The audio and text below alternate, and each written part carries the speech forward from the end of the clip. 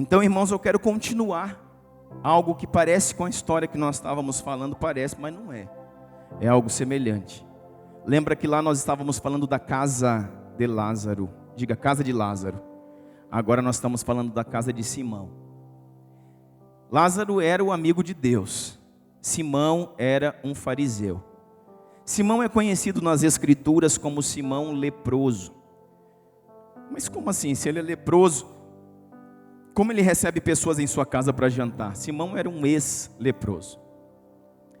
Alguém que havia tido, uma enfermidade, mas que por algum motivo conseguiu ser curado. Então, diz o texto, convidado por um fariseu para jantar, Jesus foi à casa dele e reclinou-se à mesa. Reclinou-se à mesa. Reclinou-se à mesa. A mesa daquele tempo, irmãos, não era como a mesa de hoje. Na mesa de hoje você puxa uma cadeira, senta sobre ela e coloca os seus pés, suas pernas debaixo da mesa. Naquele tempo a mesa era como se fosse uma bancada baixa de 20, no máximo 30 centímetros do chão. E você sentava num tapete, num pequeno tapete ou numa almofada.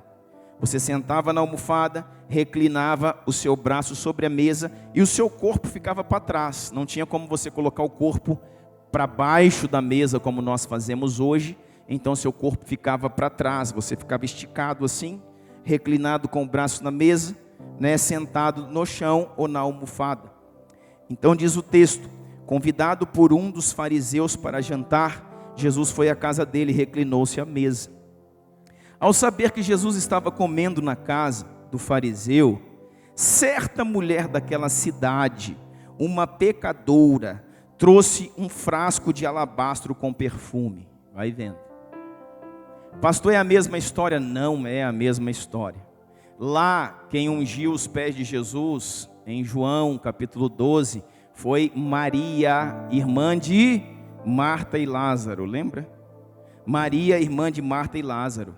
Aqui, quem está ungindo os pés de Jesus é uma pecadora, a saber, irmãos, uma meretriz.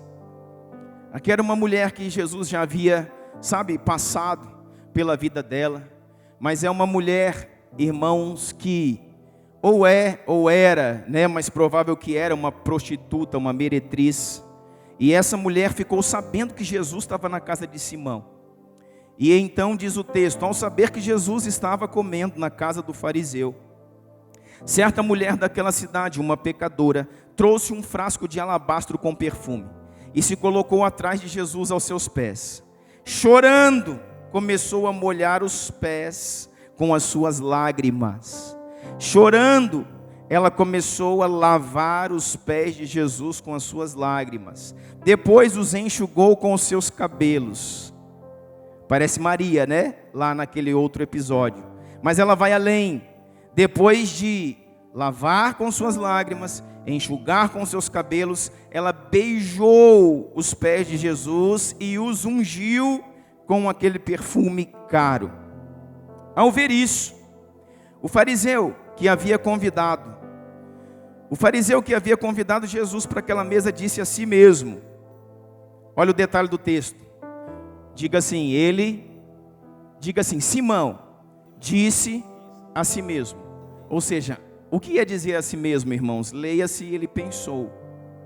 Ele pensou consigo mesmo, ele disse a si mesmo, se este homem fosse profeta, se referindo a Jesus, saberia quem nele está tocando, e que tipo de mulher é ela, é uma pecadora.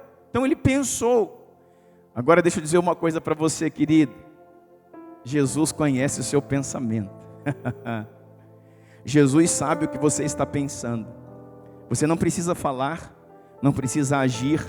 Ele sabe das suas palavras antes que elas saiam da sua boca. Jesus conhece os seus pensamentos. Então esse homem pensou com ele mesmo, se esse Jesus que está na minha mesa fosse profeta, como eles dizem por aí, ele saberia que essa mulher é uma prostituta.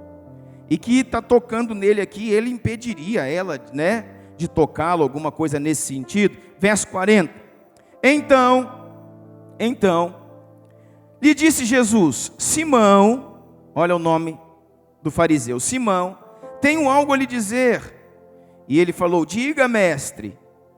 E ele então, Jesus traz uma parábola, verso 41. 2 homens deviam um certo credor.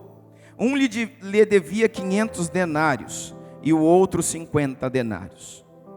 Então, 2 homens deviam um mesmo homem. 2 homens deviam um terceiro, um credor. Um devia 500 e o outro devia 50. Nenhum dos dois tinham como lhe pagar. Por isso, perdoou a dívida de ambos. O credor perdoou os 2, porque nenhum dos dois tinham como pagar. Qual deles, Simão, amará mais o credor? Qual deles, Simão, será mais grato ao credor? Simão respondeu: suponho que aquele a quem foi perdoado a dívida maior. E o Senhor disse a Simão: julgaste bem. Você julgou bem. Lá atrás o Senhor tinha pensado assim, julgaste mal. Agora o Senhor diz para ele: julgaste bem. Está ensinando a Simão. E aí, irmãos, deixa eu fazer uma introdução para você. Essa casa não é a casa de Lázaro e não fica em Betânia. Essa casa é a casa de Simão, o fariseu. Então nós temos aqui nessa noite 2 casas. Nós temos a casa de Lázaro, que é uma expressão de uma verdadeira igreja. Lembra disso? Até tiraram o tripé que estava aqui. Mas pode deixar, irmão, fica tranquilo. Mas ela tem um tripé da filmadora ali, que está nos filmando. Tripé, são 3 pernas. Betânia era um lugar que tinha, lembra?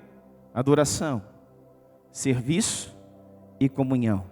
Adoração, serviço e comunhão. Adoração, Maria. Serviço, Marta. Comunhão, Lázaro. Esse era um lugar chamado de Betânia, a expressão de uma real e verdadeira igreja. Esse lugar era a casa de Lázaro. Agora Jesus tem a oportunidade, irmãos, de sentar numa outra mesa, que não é na casa de Lázaro, é na casa de Simão, o fariseu. Quando Jesus entra naquela casa, irmãos, ele já sente o clima diferente. Ele olha para aquela mesa, e quando você vai estudar a fundo esse texto, aquela mesa era uma mesa, não era a mesa da comunhão, não era a mesa, irmãos, do serviço, e nem era a mesa da adoração. Aquela mesa era uma mesa do questionamento. Quando Jesus se assenta naquela mesa, ele está no meio de fariseus. Embora, irmãos, os seus discípulos estivessem ali com ele, porque onde Jesus estava, os discípulos estavam juntos, mas aquele lugar era um lugar de questionamento. A Bíblia, irmãos, vai por várias vezes trazer, uma ruptura de Jesus com aqueles que questionavam, com aqueles que tinham interesse apenas de sugá-lo. Vai prestando atenção. Põe um texto para mim, quero ler um texto com você, joga para mim aí Mateus 16, verso 1. Nós vamos voltar para cá, mas Mateus 16, 1 diz assim: os fariseus e os saduceus aproximaram-se de Jesus e o puseram à prova. Olha só o que os fariseus queriam com Jesus: colocá-lo à prova. O que os fariseus queriam de Jesus? Saber se de fato ele era o Filho de Deus mesmo, ou se não era. Pedir para ele: faz um milagre, mostra para nós um sinal. E por muitas vezes a Bíblia nos mostra isso. Mateus 16, 1 diz: os fariseus e os saduceus aproximaram-se de Jesus e o puseram à prova, pedindo-lhe que lhes mostrasse um sinal do céu. Irmão, por favor, me dá o seu coração de presente, deixa o Espírito Santo falar com você. Nós estamos falando dos fariseus, falando dos saduceus, mas isso não parece muitas vezes com a gente?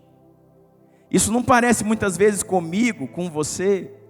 Olha só, os fariseus e saduceus aproximaram-se de Jesus e o puseram à prova, pedindo-lhe que lhe mostrasse um sinal do céu. E ele respondeu, Jesus respondeu: quando a tarde vem, vocês dizem, vai fazer bom tempo, porque o céu está vermelho. Jesus falou para eles assim: deixa eu falar uma coisa para vocês. Quando está entardecendo, vocês veem que o céu está vermelho. Então no dia seguinte vai fazer bom tempo. E de manhã, no dia seguinte, vocês olham, de manhã, hoje haverá tempestade. Por quê? Porque o céu está vermelho e nublado. Então se o céu está vermelho de tarde, no outro dia o tempo vai estar bom. Mas se de manhã o céu está vermelho e nublado, vai chover. Jesus está falando para eles: veja bem, vocês sabem interpretar aspectos do céu, Vocês sabem interpretar aspectos do tempo, mas não sabem interpretar nada, nenhum sinal profético. Vocês sabem interpretar sinais do clima, mas vocês não sabem interpretar os sinais dos tempos. Vocês não me reconhecem como o Messias, aquele que foi profetizado, aquele que foi dito. E ele diz assim, olha, uma geração perversa e adúltera pede sinal. Uau! Quantos de nós, irmãos, pedimos sinal para o Senhor dia e noite? Deus, por que o Senhor não faz isso? Deus, por que o Senhor não faz aquilo? Deus, por que o Senhor não me mostra isso? Deus, por que o Senhor não me dá? Deus, por que o Senhor não fez? Deus, quanto tempo? Até quando? Por que isso? Por que aquilo? Que dia que eu vou? Que dia que eu consigo? Me mostra isso, me faz aquilo. Eu pergunto para você, irmão, nessa noite, Jesus, quando vai na sua casa, ele se assenta na casa de Lázaro ou na casa de Simão? Jesus, quando se depara com a sua vida, com a sua casa, Jesus, ao se deparar com a sua casa, ele encontra a casa de Lázaro, que é a casa da comunhão, a casa do seu amigo, ou ele encontra a casa de Simão, que é a casa do fariseu? A sua relação com Jesus, irmãos, é uma relação de amizade, é uma relação de intimidade, é uma relação de serviço, comunhão e adoração. Serviço, comunhão e adoração. Ou é uma relação de pedido, questionamento, lamúria, sabe? Crises e crises e crises. Por que o Senhor não faz? Por que o Senhor não resolve? Até quando? Até que dia? Me mostra, me dá, faz isso, faz aquilo. E isso, irmãos, é a mesa do Simão. Quem está comigo? É a mesa do fariseu. Na mesa do Lázaro, Jesus amava estar em Betânia. Pastor, onde que é Betânia? Betânia é uma aldeia que está aproximadamente a 6 quilômetros a leste de Jerusalém na geografia. Betânia não ficava em Jerusalém, mas Jesus, como um bom judeu, ia pelo menos, algumas vezes ao ano ele tinha que subir. Nas festas da Páscoa, em outras festas judaicas, Jesus tinha que se mover até Jerusalém. Mas quando ele ia para Jerusalém, ele não pousava, ele não ficava em Jerusalém. Jesus dormia na casa dos seus amigos, na casa de Marta, Maria e Lázaro. Ele dormia em Betânia. Ele dormia num lugar onde tinha adoração, serviço e comunhão. Você está entendendo isso? E essa é uma expressão, a casa de Lázaro é a expressão. Deus me deu inclusive, irmãos, um seminário chamado a casa de Lázaro.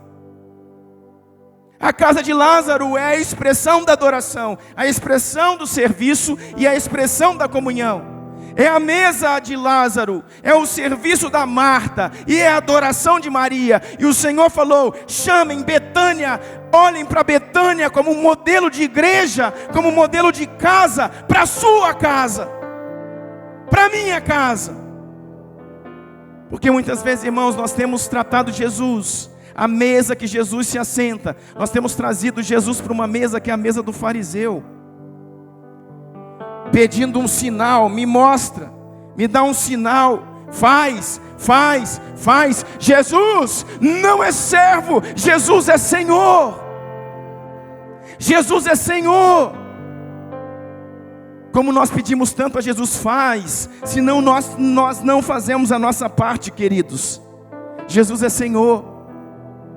Eu comecei a pensar nisso com uma música que eu ouvi ontem. E ouvindo essa música que falava de uma mesa, o Senhor me deu essa mensagem. E o Senhor me fez, abrir uma comparação entre a casa de Lázaro e a casa de Simão. Na casa de Simão, deixa eu trazer para você mais um detalhe, existia essa mesa. Nessa mesa, quem estava sentado com Jesus na mesa, não eram seus discípulos. Eram 10 homens, outros fariseus. A mesa da casa de Simão, se você for estudar isso a fundo, pode ser que você encontre. A mesa de Simão era uma mesa que tinha 12 lugares. Numa cabeceira estava o anfitrião, Simão. Na outra cabeceira estava Jesus, o interrogado. E dos lados da mesa tinham 10 lugares, onde sentavam 10 circuncidados. Por quê? Porque aquela mesa era uma mesa inquisitora. Aquela mesa era uma mesa de questionamentos. Aquela mesa era uma mesa onde Jesus foi levado para provar alguma coisa. Você está entendendo isso? Naquele tempo, no tempo de Jesus, a lei, irmão, só poderia ser observada. Os pergaminhos da lei, a Torá, o Pentateuco, a lei e os profetas, só poderiam ser observados em 3 lugares. No tempo de Jesus, a lei só poderia ser debatida, questionada em 3 lugares: na sinagoga, dentro de casa, diante de 10 circuncidados, ou seja, 10 homens que seguiam a lei de Moisés, 10 circuncidados, ou no grande Hamikdash. O que é isso, pastor? Esse era o grande templo, aquele templo da época, né, de Salomão, aquele templo que depois da época de Jesus, em 70 depois de Cristo, ele foi derrubado e só ficou um dos seus muros lá, que é chamado de Muro da Lamentação, ou das Lamentações. Mas naquele tempo de Cristo, o templo existia, e era chamado Templo de Herodes o Grande, porque Herodes havia feito uma série de modificações no templo, e era chamado de o grande Hamikdash. Naquele lugar, a lei poderia ser aferida, debatida, ou numa sinagoga, ou em uma casa com uma mesa inquisitora, onde existiam 10 circuncidados. Ali estava Simão, ali estava Jesus, e ali tinham 10 homens. E essa era o lugar onde Jesus estava. Sabe de uma coisa, irmãos? Deus tem expectativa em nós, assim como nós temos expectativa nele. Talvez você está pensando assim: o que é isso que o pastor está falando? Irmãos, a gente vem num culto como esse, e a gente vem cheio de expectativas. Pelo menos eu venho. Como é que vai ser? O que Deus vai fazer? Como é que vai ser o louvor? Como é que vai ser a palavra? O que Deus vai mover? O que Deus vai liberar?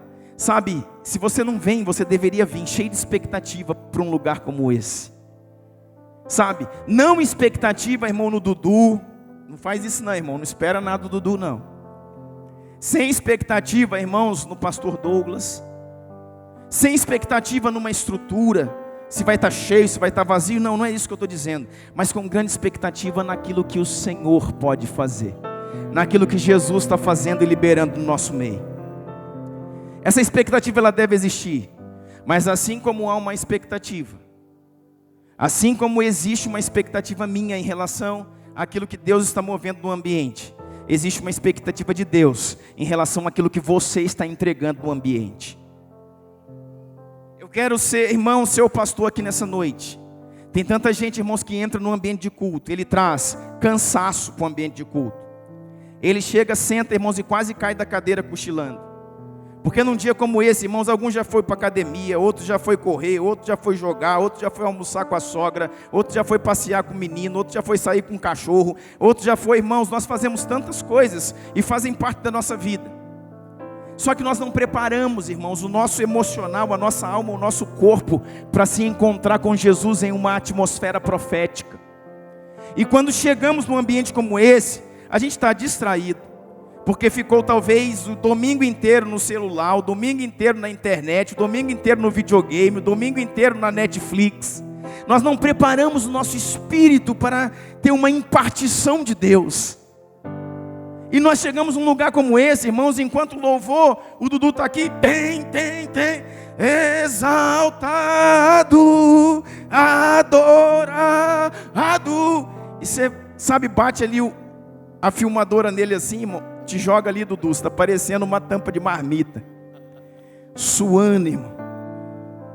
O menino está ali, sabe, querendo levar a igreja para um ambiente, mas muitos de vocês estão assim, ó, olhando, observando.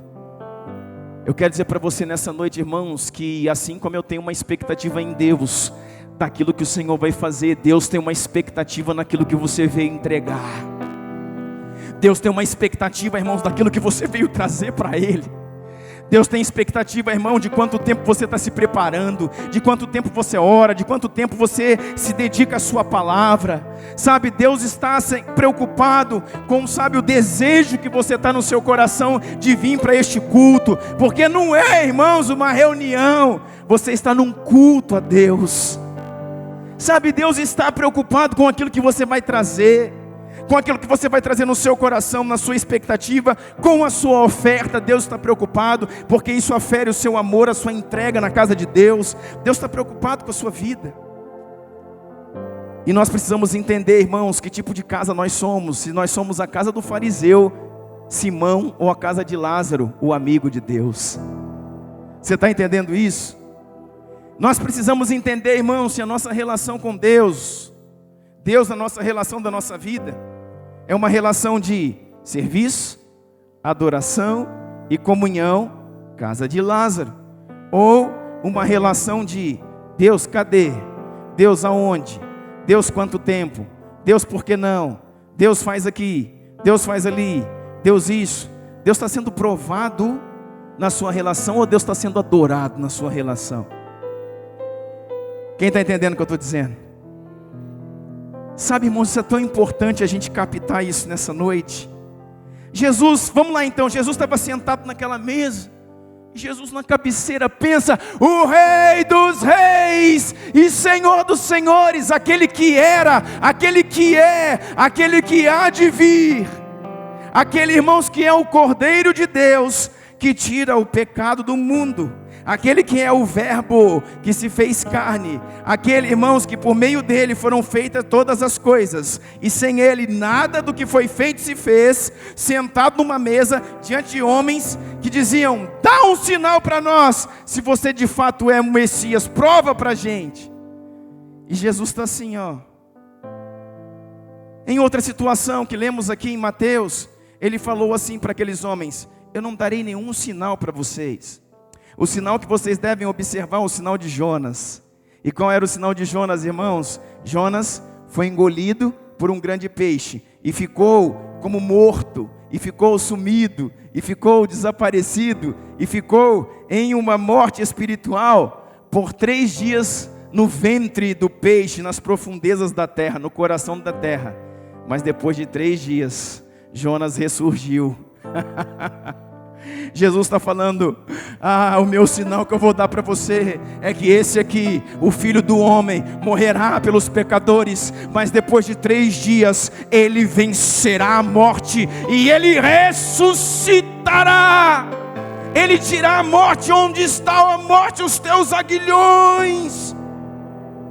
A morte não pôde, irmão, segurá-lo. É isso que ele dizia: eu não tenho nada para provar para vocês. Como isso me preocupa, queridos. Mas ele está lá na mesa. Mas de repente, irmãos, ele escuta um barulho. Acontece uma coisa diferente.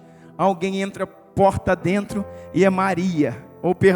Maria lá em João 12. E é a tal mulher meretriz, que alguns dizem também que é Maria, o seu nome. É a tal mulher meretriz. E quando aquela mulher chega, atropelando tudo, para aquela reunião onde só tem homens, escuta o que eu vou dizer para você. Aquela mulher vem e se prostra, aquela mulher vem e se prostra nos pés de Jesus. Quando ela se prostra, irmãos, ela começa a chorar, e vai lavando os pés do Senhor com as suas lágrimas, e vai enxugando com seus cabelos. Depois que os pés já estavam limpos e enxutos, ela pega os pés de Jesus e começa a beijar os pés de Jesus. Começa a beijar os pés de Jesus, e depois de beijar os pés de Jesus, ela pega aquele bálsamo, aquele perfume caríssimo, e começa a derramar e a ungir os pés de Jesus. Naquele momento, sabe o que eu penso? Que Jesus olha para trás e olha para frente. Diante dele, inquisitores. Diante dele, fariseus querendo um sinal, uma resposta, uma cobrança. Mas quando ele olha para trás, ele diz: o culto começou. O culto começou. Até agora o lugar era sombrio, até agora o lugar era de questionamento, até agora não tinha serviço, não tinha adoração e não tinha comunhão. Mas parece que a casa de Lázaro enviou alguém para cá. Parece que alguém chegou aqui para mudar a atmosfera profética desse ambiente. Quando Jesus olha para aquela mulher, ele dá um sorriso e diz: ei, o culto começou. Porque só há culto onde há entrega, só há culto, irmãos, onde há adoração, onde há serviço e comunhão. Será que de fato nós estamos vindo ao culto, irmãos? É para o culto que a gente está vindo? Se eu não trago o meu serviço, se eu não trago a minha comunhão e se eu não trago a minha adoração, não é para um culto que eu estou indo. Será que é para um culto que nós estamos vindo? Jesus olha para aquela mulher e olha só, e o Simão olha para aquela mulher, vê que Jesus está feliz com a expressão dela, e Simão diz assim: se esse homem fosse um profeta, se de fato ele fosse um profeta, ele saberia quem é essa mulher que está tocando ele e não deixaria que ela tocasse, que ela o adorasse. Então, irmãos, ele diz, se ele fosse um profeta, ele já está dizendo, ele não é profeta. Aí Jesus olha para ele e diz assim: Simão, eu quero lhe fazer uma pergunta. Quando Jesus, irmãos, quando Simão diz, se ele fosse um profeta, saberia que essa mulher que está o tocando é uma prostituta. A gente não sabe, irmão, se ele disse isso ou se ele só pensou como Judas. Mas Jesus sabia o que ele estava pensando. Quem está entendendo o que eu estou dizendo? Aí Jesus, sabendo o que ele está pensando ou o que ele está dizendo, Jesus fala assim: julgaste mal, Simão. E ele diz: pois não, Senhor, quero conversar com você. E os outros estão assistindo. E ele diz assim: 2 homens tinham uma grande dívida. Um devia 500 mil e o outro devia 50 reais. Nenhum dos dois tinha como pagar.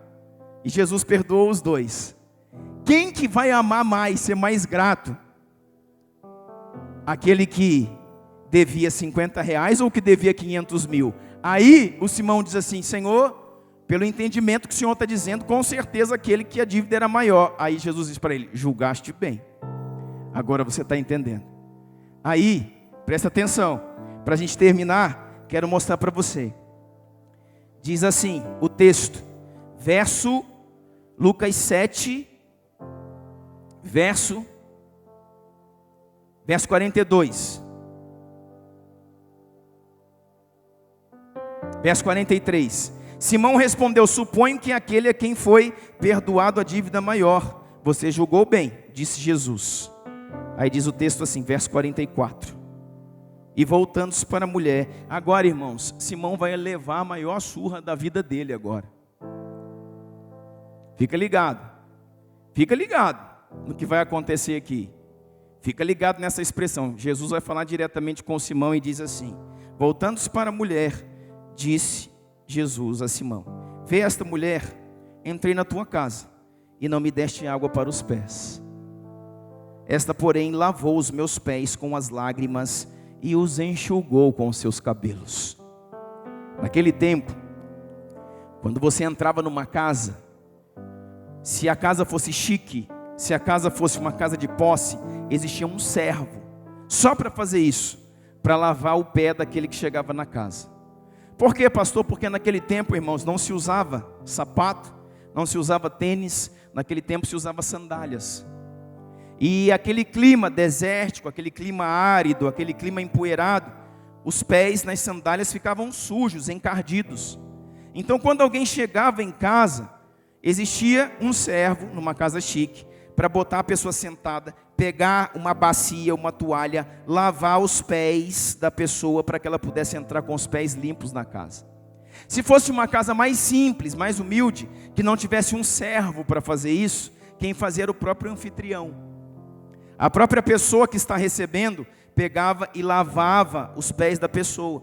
Só que quando esse Simão, irmãos, questiona Jesus, dizendo: se fosse profeta, saberia quem é essa mulher. Aí o Senhor vai mostrar para ele, irmãos, quem Jesus é. Jesus fala assim: Simão, primeiro perguntou para ele da dívida, né? Quem é que vai amar mais? O que foi perdoado de 50 reais ou de 500 mil? Aí ele falou, o que mais deve. Sabe o que Jesus está falando para ele, irmãos? Primeiro, Simão, essa mulher é a que devia 500. Você é o que deve 50. Nenhum dos dois tem como pagar a dívida. Eu, na cruz, paguei a dívida dos dois. Mas quem muito é perdoado, muito ama. Você está entendendo isso? Aí o Simão começou a pensar assim, falou, você tem uma dívida de 50 reais, ela tinha uma de 500 mil. Nem de vocês dois tem como pagar, sabe por quê? Porque a moeda que paga essa dívida é o sangue. Precisa morrer para que a dívida seja paga. E eu vim para isso, Simão. Vou morrer no lugar de vocês. Para você eu estou pagando 50. E vou dizer mais uma coisa, irmãos, vou estender a revelação para você. Eu e a Karine conversávamos disso hoje. Na verdade, os dois deviam mais. Todo mundo deve a mesma coisa, porque a gente deve nossa vida, e a nossa vida tem o mesmo valor. Só que ele estava dizendo de reconhecimento. Como você entende pouco, você acha que só deve 50. Como ela entendeu mais, ela sabe que deve 500. Como nenhum dos dois tem o que pagar, eu paguei a dívida dos dois. Mas ela é grata por 500, enquanto você é grato só por 50. Vocês tinham a mesma dívida, mas você entende menos de gratidão do que essa mulher. Você entende que devia 50, ela entende que devia 500. E porque ela sabe que foi perdoada por 500, o que você ainda não sabe, ela é grata por 500 e não por 50. Aí aquele homem ficou assim. Aí ele continua dizendo, Simão, vou dizer mais para você, entrei na tua casa. Quando se entra numa casa, se lava os pés de qualquer pessoa. Tu não me deste água para os meus pés, e nem toalha para secá-los. Mas essa mulher, desde que entrou nessa casa e que o culto começou, essa mulher, desde que entrou nessa casa, ela lavou os meus pés empoeirados, não com as águas da sua bacia, mas com as águas da sua alma, com as águas do seu coração. Você, Simão, fariseu, você rejeitou, você poupou a água da sua bacia. Essa mulher lava os meus pés com a água da sua alma. As lágrimas, irmãos, são as águas do coração, as águas da nossa alma. Você não me deu toalha, a sua toalha, para enxugar os pés. Essa mulher enxugou os meus pés com os seus próprios cabelos. Aí Simão está pensando, aí ele continua, diz o texto assim, vou continuar para você. Verso 45. Você não me saudou com um beijo, mas esta mulher, desde que entrei aqui, não parou de beijar os meus pés. Segundo ponto, quando você entrava na casa de qualquer pessoa naquela cultura, primeiro, os pés eram limpos. Segundo, irmãos, você saudava a pessoa com um beijo na face, aquilo que é chamado de ósculo. Para pessoas que congregam, para pessoas que compartilham a mesma fé, em um mesmo Deus, o ósculo santo. A cultura, irmãos, aquela cultura desse povo do Oriente, até hoje, você pode ver que em alguns times de futebol, quando eles estão trocando, alguém está no campo, está saindo e está sendo substituído o jogador, eles dão um beijo no rosto. Isso não tem a ver com nenhuma tendência afeminada, com nada disso. É porque é da cultura deles, que um homem beije um outro homem no rosto, e isso não fere a masculinidade deles.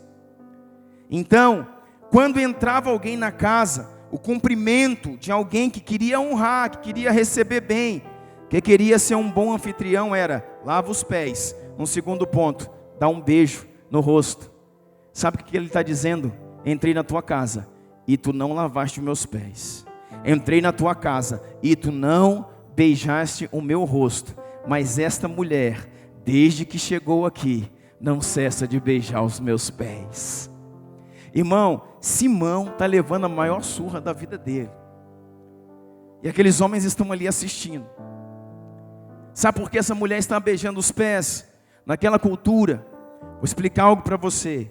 Naquela cultura, quando você beijava alguém na face, quer dizer, eu te reconheço, eu te recebo na minha casa, você é importante para mim, eu estou sendo um bom anfitrião.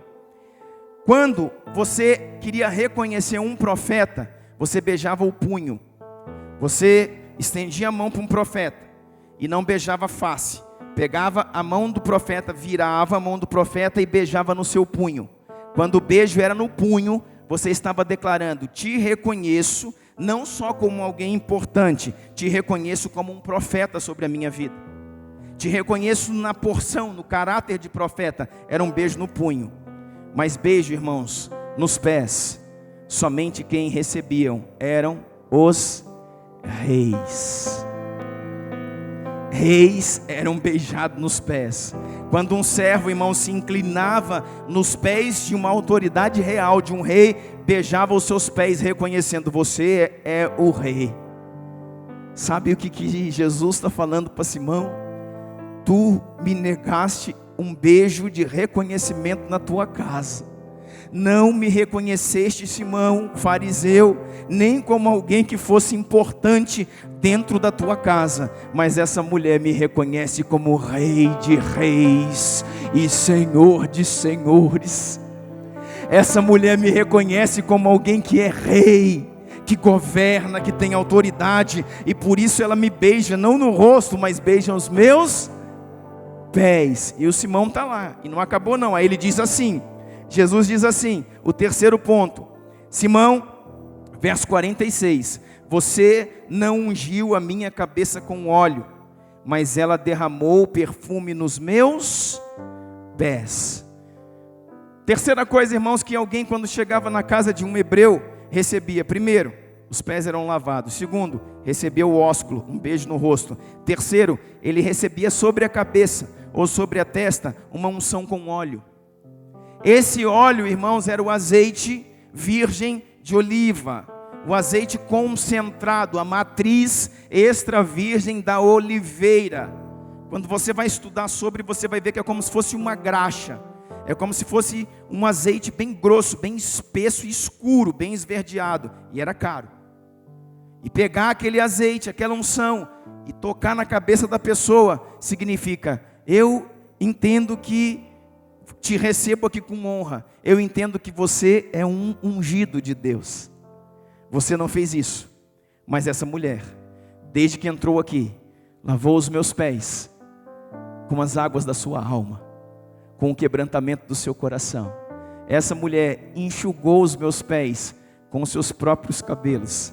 Essa mulher não cessou de beijar os meus pés. E essa mulher me ungiu, não com óleo extra virgem de oliva, que você recusou a me entregar. Essa mulher ungiu os meus pés com um bálsamo 7 vezes mais caro do que esse perfume. Simão, sabe o que essa mulher está dizendo? Sabe o que essa mulher está declarando? Que ela me reconhece como Messias, que ela me reconhece como Cristo, Jesus, o Messias, o Cristo. Você sabe o que é a palavra Messias? Ungido. A palavra Messias significa ungido de Deus. A palavra Messias e a palavra Cristo é a mesma palavra. Messias é uma palavra em aramaico, Cristo é uma palavra em grego. Então nós temos Messias ou Cristo, é a mesma coisa, significa que ele é ungido de Deus. Você não me deu óleo sobre a minha testa nem sobre a minha cabeça, mas essa mulher, ela reconheceu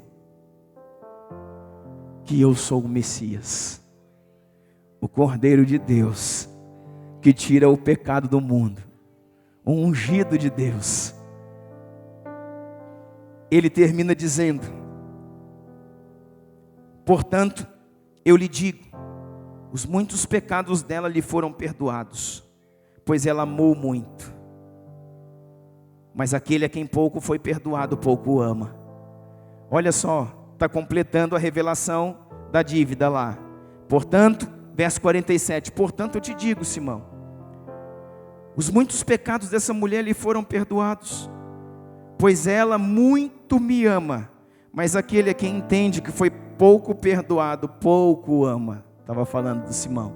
E ele diz assim: então Jesus disse a ela: seus pecados estão perdoados. Ele disse então para aquela mulher: vá em paz, seus pecados estão perdoados. Sabe o que eu penso, irmãos? Ele olhou para Simão, isso é o meu pensamento. Ele olhou para Simão e disse assim: Simão, não só essa mulher meretriz tocou em mim, nos meus pés, beijou os meus pés. Tu pensou aí contigo que se eu fosse profeta, saberia quem era ela e não deixaria que ela me tocasse. Eu quero te dizer, Simão, é justamente por saber quem é ela que ela pode me tocar. Você não pode ver o que ela vê. Você não consegue entregar o que ela pode entregar. E sabe de uma coisa, Simão? Não somente ela vai me tocar, mas eu também vou tocar nela. Eu creio que Jesus colocou as mãos sobre aquela mulher e disse: mulher, vá em paz, seus muitos pecados estão perdoados. Mulher, tu entrou aqui nesse dia, não sei que horas isso aconteceu, mas você entrou aqui nesse dia, se rastejando, com pecados sobre a sua vida, com humilhação sobre a sua vida, com tanto peso sobre a sua vida. Mas mulher, eu quero dizer uma coisa para você: tu não vai sair daqui se rastejando como você entrou. Fica de pé, levante a sua cabeça e saia daqui como alguém que está perdoada dos seus muitos pecados. Mulher, eu gerei uma chave na sua vida e ela está começando de novo.